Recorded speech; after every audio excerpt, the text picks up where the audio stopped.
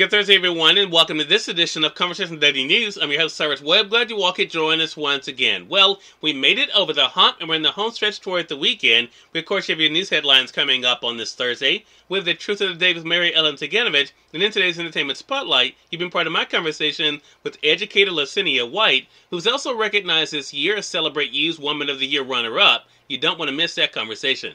Enjoy our show. For Conversation Daily News, I'm Cyrus Webb with your Thursday headlines. In international news, Ukraine to hold first war crimes trial of captured Russian. Ukraine's top prosecutor disclosed plans on Wednesday for the first war crimes trial of a captured Russian soldier as fighting raged in the east and south, and the Kremlin entertained the possibility of annexing a corner of the country it seized early in the invasion. The prosecutor general said her office charged the sergeant, who was 21 years old, in the killing of an unarmed 62-year-old civilian who was gunned down while riding a bicycle in February, 4 days into the war. The sergeant, who served with a tank unit, was accused of firing through a car window on the man in the northeastern village. The prosecutor said the soldier could get up to 15 years in prison. She did not say when the trial would start. The prosecutor's office has said it has been investigating over 10,700 alleged war crimes committed by Russian forces and has identified over 600 suspects. Many of the alleged atrocities came to light last month after Moscow's forces aborted their bid to capture Kyiv and withdrew from around the capital, exposing mass graves and streets and yards strewn with bodies in other towns like Bucha. Residents told of killings, burnings, rape, torture, and dismemberment. On the economic front, Ukraine shut down one of the pipelines that carry Russian gas across the country to homes and industries in Western Europe, marking the first time since the start of the war that Kyiv disrupted the flow westward of one of Moscow's most lucrative exports. On the battlefield, Ukrainian officials said a Russian rocket attack targeted an area around one of the cities, destroying unspecified infrastructure. There were no immediate reports of casualties. The southeastern city has been a refuge for civilians fleeing the Russian siege in the devastated port city of Mariupol. The Azov Regiment said on social media that Russian forces carried out 38 airstrikes in the previous 24 hours on the grounds of the steelworks. President Zelensky suggested Ukraine's military is gradually pushing Russian troops away from the country's second-largest city and a key to Russia's offensive in the Donbass, the eastern industrial region whose capture the Kremlin says is its main objective. Ukraine is also targeting Russian air defenses and resupply vessels on Snake Island in the Black Sea in an effort to disrupt Moscow's efforts to expand its control over the coastline, according to the British Ministry of Defense. In national news, prisoner put to death in Arizona's first execution since 2014. An Arizona man convicted of killing a college student in 1978 was put to death on Wednesday after a nearly 8-year hiatus in the state's use of the death penalty, brought on by an execution that critics say was botched and the difficulty state officials faced in finding lethal injection drugs. Clarence Dixon, 66, died by lethal injection at the state prison in Florence for his murder conviction in the killing of a 21-year-old Arizona State University student, making him the 6th person to be executed in the United States this year. Dixon's death was announced late Wednesday morning by Frank Strada, a deputy director with Arizona Department of Corrections, Rehabilitation and Reentry. In more national news, judge says he'll block Governor Ron DeSantis' redistricting plan. A congressional map approved by Florida Republican Governor Ron DeSantis and drawn by his staff is unconstitutional because it breaks up districts where black voters can choose their representatives, a state judge said on Wednesday. Leon County Circuit Judge Lane Smith said he would issue a formal order today or tomorrow to keep the maps from taking effect in November's election.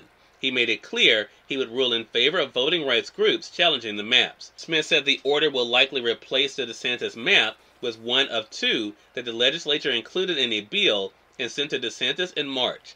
The governor vetoed the bill and later called the legislature back into special session. The Republican-dominated House and Senate chose not to draw a new map and instead passed the DeSantis map. In business news, U.S. inflation dips from 4-decade high but still causing pain.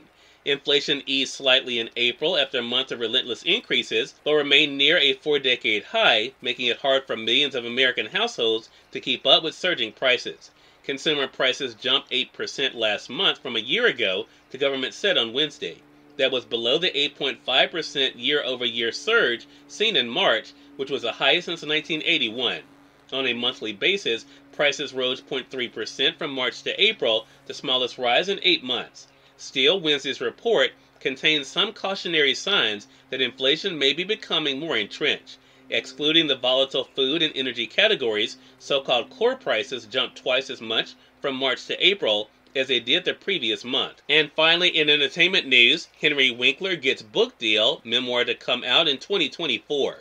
Henry Winkler is busy as ever these days, but the actor is still making time to write a memoir. Celadon Books announced on Wednesday that it has a deal with Winkler to tell his life story. The memoir, currently untitled, is scheduled for 2024. Cyrus Webb, Conversations Daily News. It's now time for the Truth of the Day with Mary Ellen Ciganovich. Mary Ellen, it's all yours. Hi, this is Mary Ellen with your Truth of the Day. Choose to have peace of mind. Just like happiness, when you choose to have peace of mind, it is yours. Your mind is like an open field with all your thoughts running through it. Thoughts you want and thoughts you don't want, all scampering to get your attention. Any thought of fear and any loving thought lies in your mind right now. It is your choice in any given moment to choose between love and fear, success or failure. These thought choices remain in your mind. As a man thinketh in his heart, so he is. Whatever thoughts you choose to retain in your mind will be created in your life. Your success in life starts in your mind. Be positive and know God is with you. Keep positive people around you. Block all negativity from your mind. Become aware of the tons of negativity thrown at you through the news, our society, or technology. Keep positivity flowing through your field of thought as you picture yourself achieving success. Today, achieve success in life by cultivating a positive attitude through your thoughts and your faith. And remember, enjoy your day. We are part of my conversation coming up with Larcenia White in today's Entertainment Spotlight. Stay with us. You're listening to Conversation Daily News. For Conversation Daily News, I'm Cyrus Webb with the Entertainment Spotlight. Larcenia White, who's an educator but also recognized as Celebrate You's Woman of the Year runner-up for 2021, joined me on Conversations Live, the radio show, to talk about her love of teaching and learning. Is a bit of our conversation. As we kind of look at where we are in 2022, Larcenia, at the time we're having this conversation, May is recognized as Small Business Month. People are recognized for what they're doing in business. What has it been like for you, Larcenia, to look back at your journey and to see all you've been able to achieve? Yes, it's great to look back at my journey. I'm an educator by trade, by design, and I've just been enjoying being an educator. So I have been in the business, people business, if you will. I haven't sold anything except I sell education. And so I've always been interested in learning and teaching, and I'm very interested in finance. Of course, you can't live without money. So I just keep educating myself on different aspects of life. So that's what I'm about. Yeah. Have you always known that you were someone who wanted to share knowledge with others, Larcenia? That's something that was just always a part of who you were. Yes, I was raised by a very industrious grandmother in South Carolina, and from a matriarchal society, basically, and she talked about hard work. Education was the number one thing, to always educate yourself. And so school was very important, reading, writing, arithmetic, and just being independent, being an independent person. And so I've always known that I had some talent as far as teaching. I didn't know if I could teach like 25 kids in one room. I was just bitten by the teaching bug, I suppose.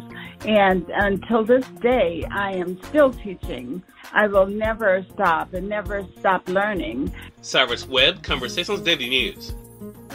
We thank you all for tuning in to this edition of Conversation Daily News. We'll be back to you guys on tomorrow to wrap up this week. Until then, I'm your host, Cyrus Webb, saying as always, enjoy your day, enjoy your life, enjoy your world. Thank you all for choosing Conversation Daily News today. Let's make today amazing. Take care.